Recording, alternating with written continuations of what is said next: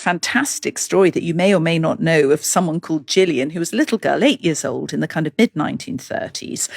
And teachers were complaining at school because guess what? She was fidgety, she was inattentive, she was distracting the other kids in the classroom. And, at the time, ADHD didn't exist as a diagnosis, but they said it's probably some sort of learning difficulty. And they advised her mother to take her up to London and get her assessed by a psychiatrist. And so, Mother Julie went to London, took little Gillian up there, and she was sitting in one of those dark oak-panelled, rather scary rooms I always find on Harley Street. And there was the psychiatrist looking at her. And he said to the mother, actually, can we stand outside the room for a second? I just want to ask you a few questions, if that's all right. And the mother thought, well, yes, that's fine. And little Gillian had been told to sit on her hands and try and pay attention. She was trying to sit there. And as the doctor went out, he flipped the switch on the radio and there was some music playing. And so they were standing outside the door, and it was a glass door, and they were looking in, and little Gillian started dancing, and she started leaping around the room, and she started dancing on the desk. And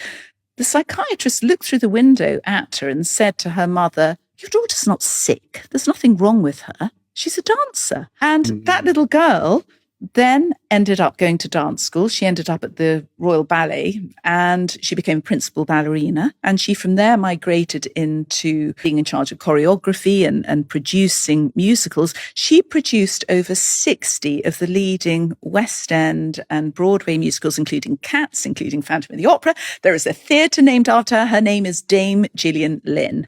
So I just think that's such an important message for people with ADHD, which is sometimes it's to do with the context you find yourself in as to where your value lies. And maybe if you're feeling not valued, you're just sitting in the wrong context. Maybe you're doing the wrong job or you're in the wrong area and it's nothing wrong with you. It's your context that's the problem. So let's find the right one for you.